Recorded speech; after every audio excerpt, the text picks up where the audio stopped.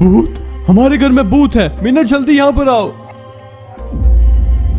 एक शहर में मीना, मुकेश, सागर, सीमा रहते थे।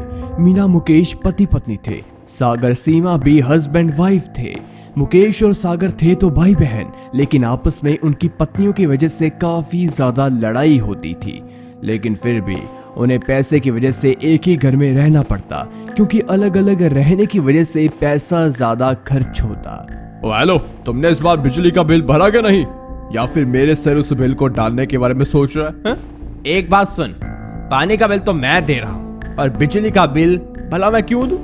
अपनी उस महारानी को बोल पानी कम इस्तेमाल करे। पूरे मोहल्ले में सबसे ज्यादा पानी का बिल हमारा ही आता है। लोग हम पर हंसते हैं कि बिजली उतनी फूकता नहीं जितना पानी पीते हैं। कितनी बार बोला है आपको इसके मुंह मत लगा करो, पूरा दिन खराब कर देता है। और हाँ, पानी का इस्तेमाल तो होगा ही, ज्यादा ऊपर नीचे बोलने की कोई जरूरत नहीं है तुम्हें। अगर इतनी अकड़ है तो बाहर नया घर लो ना मैडम, यहाँ पर क्यों रह रही हो? पैसे वैसे तो तुम्हारे पास है नहीं, और तुम्हारा ये नठल्ला बदी पैसे देकर तो राजी नहीं है। ना बिल के पैसे ना पानी के पैसे, पॉकेट में रह रहे हैं यहाँ पर बेशरम। ऐसा ही इनके बीच लड़ाई होती रहती। एक दिन सीमा अपने मायके गई हुई थी, तभी उसे पता चलता है कि सागर मर चुका है, उसकी मौत हो गई। वह फटाफट अपने मायके से अपने घर आई। वहां आकर उसके जेठ और जेठानी ने कहा सागर को दिल का दौरा पड़ा है। अब सागर की मौत को 5 दिन हो चुके थे। सभी काफी दुखी थे। बस उसकी भाभी यानी कि मीना को कुछ ज्यादा फर्क नहीं पड़ रहा था। वह भी दुखी थी, लेकिन इतना ज्यादा दुखी वो नजर नहीं आ रही थी। रात के दिन सीमा ने अचानक उठकर चलना शुरू कर दिया। जोर जोर से हंस रही होती है, वह भी मर्दों की आवाज में। दूसरे कमरे में मुकेश और मीना खड़े होकर उसकी आवाज सुन रहे थे, लेकिन वह बाहर नहीं जाते। फिर अगले दिन फिर से रात को सीमा हंसने लगती और मर्दों की आवाज में कहती, मुझे बदला नहीं, मुझे इंसाफ चाहिए। दोनों पति पत्नी उसके सामने नहीं गए। उन्हें काफी डर लग रहा था। ऐसे 2 दिन और चला। सीमा रोज रात को उठकर यही कहती, मुझे बदला नहीं, इंसाफ चाहिए। फिर अगले दिन मुकेश घर में अकेला था और सीमा घर में थी। मुकेश सीमा के पास जाता है, लेकिन सीमा को देखकर उसके रोंगटे खड़े हो जाते हैं। सीमा कुछ अजीब ही लग रही थी। फिर मुकेश चिल्लाता है, हमारे घर में भूत है। मुकेश सारी बात अपनी पत्नी को बताता है। कहता है, अब मुझे लगता है कि सागर अभी भी इस घर में मौजूद है, उसका भूत यहाँ पर मौजूद है। क्या बात कर रहे हो आप? जरूर आपको भ्रम हुआ होगा। वैसे अगर मैं कहूँ तो मुझे भी कुछ दिनों से थोड़ा डर सा लग रहा है। ऐसा लगता है कि कोई मुझसे बात करना चाहता है। एक अजीब सा सन्नाटा मुझे घर में सुनाई देता है। मैं अपने शहर की एक ऐसी महिला को अच्छे से जानता हूँ जो इन सभी चीजों के बारे में सही जानकारी रखती है। मुझे लगता है कि सागर का भूत इस घर में मौजूद है। वह कुछ चाहता है। मुझे काफी डर लग रहा है। मुकेश चाहता है और रानी जी को सारी बात बताता है। देखो, मेरे भाई का भूत आज भी हमारे घर में मौजूद है। उसकी अभी अभी मृत्यु हुई थी। कितनी उम्र है तुम्हारे भाई की? मतलब थी, और उसकी मौत कैसे हुई? जी, मेरे भाई की उम्र 22 साल की थी और उसकी मौत हार्ट अटैक की वजह से हुई। फिर रानी भी घर आ जाती है और पूरे घर में शुद्धिकरण का धुआं फैला देती है। लेकिन इसी बीच सीमा को पता नहीं क्या हो जाता है।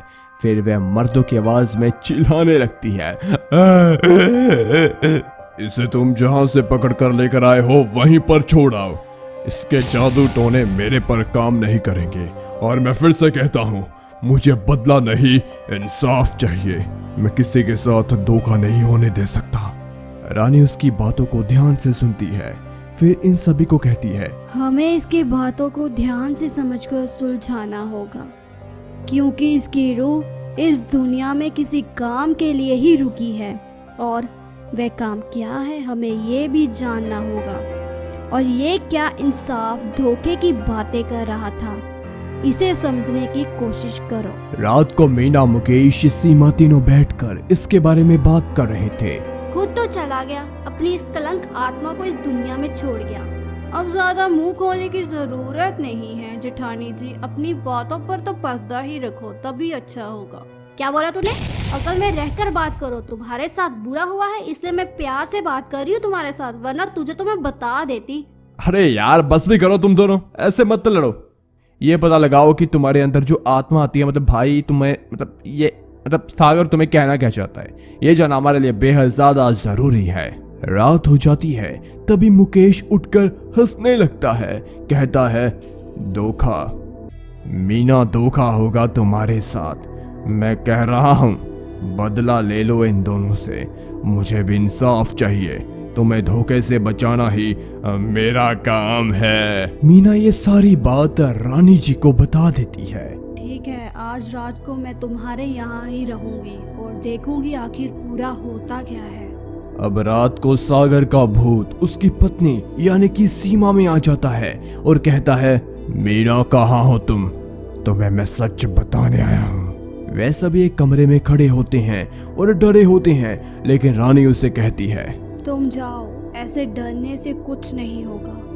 देख कर समझ कर आओ कि होता क्या है। लेकिन मीना अकेले जाने से डर रही थी। चलो ठीक है, हम सभी तुम्हारे साथ जाते हैं। फिर वे सारे जने खड़े होकर एक साथ उससे बात करते हैं। तब सागर की आत्मा कहती है, भाई साहब कैसे चल रही है आशिकी?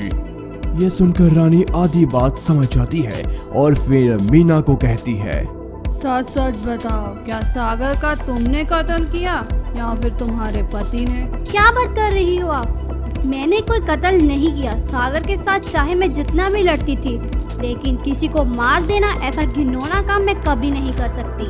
फिर सागर का भूत कहता है, मुझे पूछो ना, यही तो मैं बताने आया हूँ। बदला नहीं, मैं इंसाफ लेने आया हूँ। मेरे भाई ने मेरी पत्नी के प्यार में आकर मुझे मार दिया। ऐसा घिनौना काम इस आदमी ने किया। मेरी रूह इस दुनिया में तब तक रहेगी जब तक मैं इन्हें सजा ना दिला दूं और मीना को इसकी सच्चाई ना बता दूं। ये सुनते ही मुकेश काफी ज्यादा परेशान हो जाता है। सागर का भूत वहां से चला जाता है। वहां पर अब मीना, मुकेश, सीमा और रानी खड़े होते हैं। वहां पर कोई भी बात नहीं होती। रानी उनके पारिवारिक मामले में दखल नहीं देती। घर का शुद्धिकरण कर बस वहां से चली जाती है। फिर रात को मीना कहती है, तुम लोगों को शर्म तो नहीं आई ना? मुझे वैसे ही कह देते, अपने भाई को मारने की क्या जरूरत थी? क्या तुम लोग इतने घटिया हो सकते हो? मैं सोच भी नहीं सकती। उसके बाद मीना इस घर को छोड़कर चली जाती है। उसके बाद मुकेश मीना को कहता है कि प्लीज इस बात को पुलिस या किसी और को मत बताना, प्लीज। फिर मुकेश रानी जी से मिलता है। उससे भी कहता है, इस बात को आप किसी को मत बताना।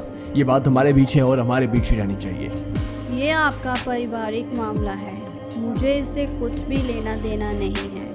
धन्यवाद। आगे से अपनी शक्ल मुझे मत दिखाना।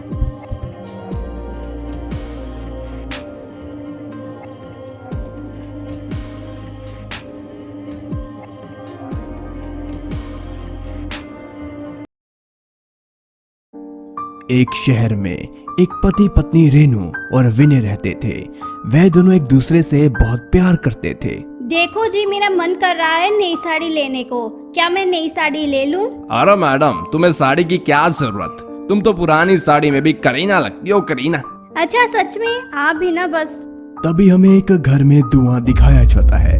वहाँ पर रोहन नाम का लड़का कुछ मंत्र पढ़ रहा था। ये मंत्र साफ तौर पर किसी के वशीकरण या शैतानी मंत्र थे। ओम जम दंडवे, ओम जन नमन। यह शक्तियाँ मुझ में आ जा।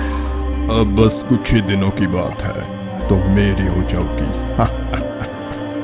फिर अगली रात रेनू और विनय एक छोटी सी पार्टी पर जाते हैं। देखिए जी, मैं खूबसूरत तो लग रही हूँ ना? अरे हाँ हाँ, कितनी बार बोलूं? अब चलो भी, जल्दी देरी हो रही है। पार्टी में गए दोनों मजे कर रहे थे।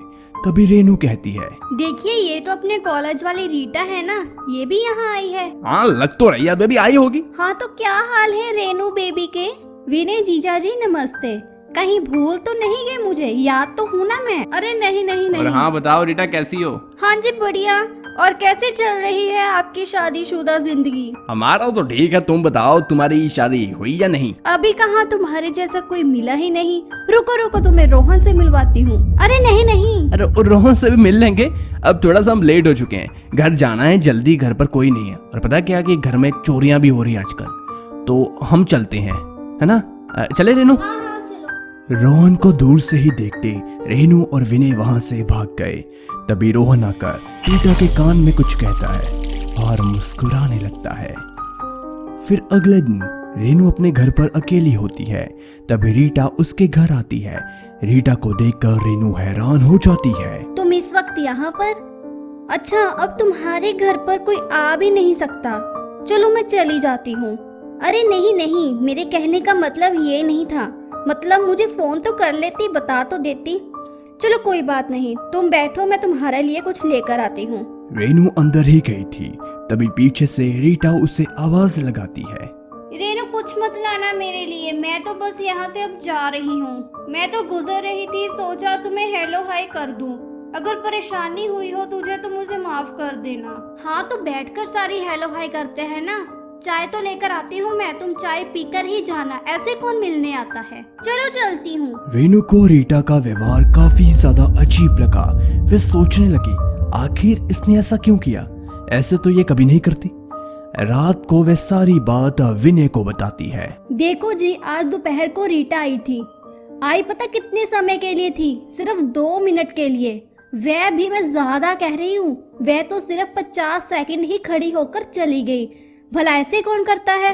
चलो छोड़ो यार उस रीटा को, तुम अपना बताओ, आजकल तुम्हारी खूबसूरती का राज क्या है? हाँ? रीटा शायद तुम्हारी खूबसूरती का राज जानने आई होगी। हाँ? फिर हमें रोहन दिखाया जाता है, क्योंकि वही जादू टोना कर रहा था, जोर जोर से चिल्ला रहा था, तुम मेरी हो, तुम मेरी हो, किसी की औकात नहीं जो मुझे तुमसे दूर कर सके। इधर हमें विनय दिखाया जाता है, जो कि रात को अपने घर में अचानक से चलने लगा, जोर जोर से चिल्ला रहा था, आज मैं तुम्हें नहीं छोड़ूंगा, आज मैं तुम्हें नहीं छोड़ूंगा। क्या हो गया आपको? ये क्या समय है सैर करने का? निकल जाओ यहाँ से बदसूरत, मुंह उठाकर चली आई मेरी जिंदगी में, मेरी जिंदगी को नर्क बना दिया इस कमबख्त ने।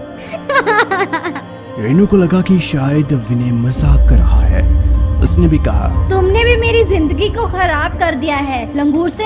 बकवास करती हो मेरे सामने? अब तुम्हारे बाप को फोन करता हूँ और कहता हूँ इसे यहाँ से ले जाओ, तुम्हें तुम्हारी औकात दिखानी पड़ेगी। अब रेनू को थोड़ा सा अजीब लग रहा था, वह थोड़ी घबरा रही थी। उसने बोला, क्या हुआ है आपको? अब बोल क्या रहे हो? ठीक तो हो ना? यहाँ से निकल जाओ, बकवास मत करो, मुंह तोड़ दूंगा मैं। अरे आपको हुआ क्या है? तुम्हें क्या, यहाँ से रुको।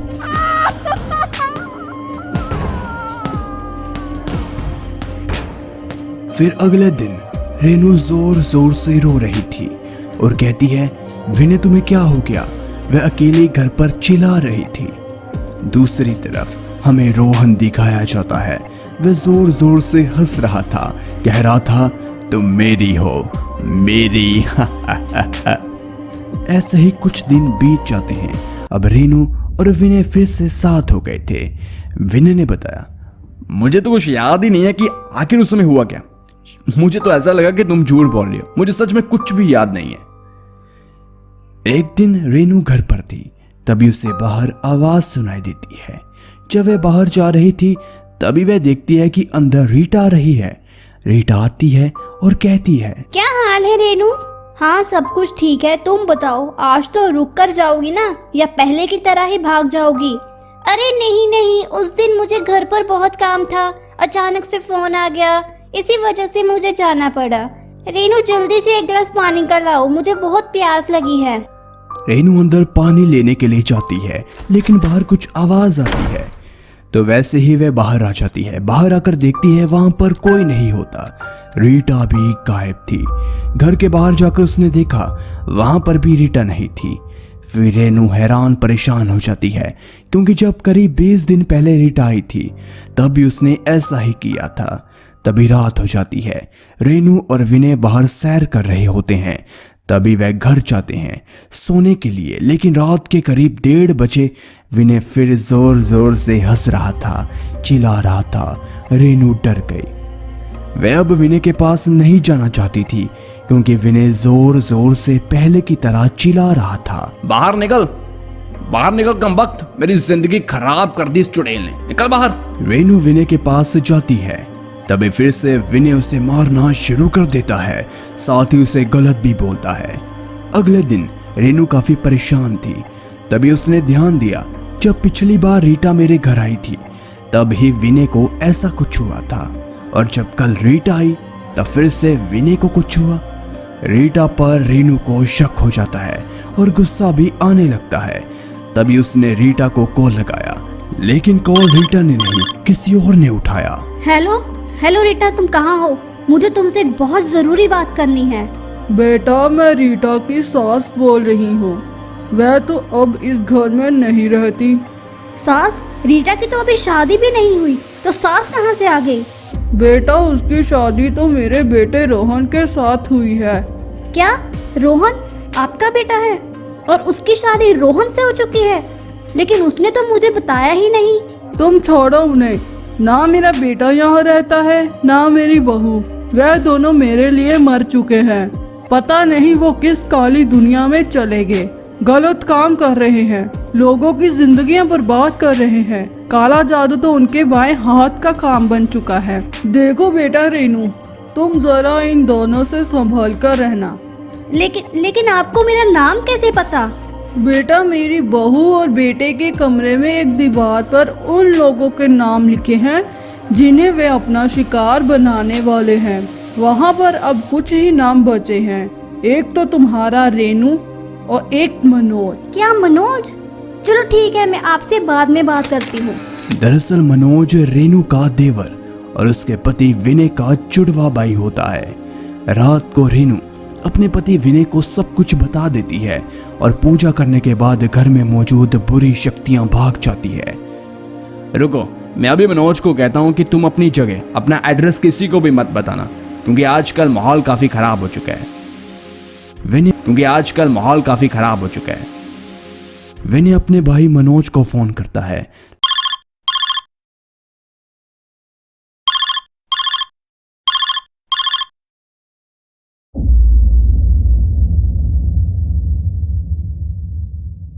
लेकिन मनोज फोन नहीं उठाता।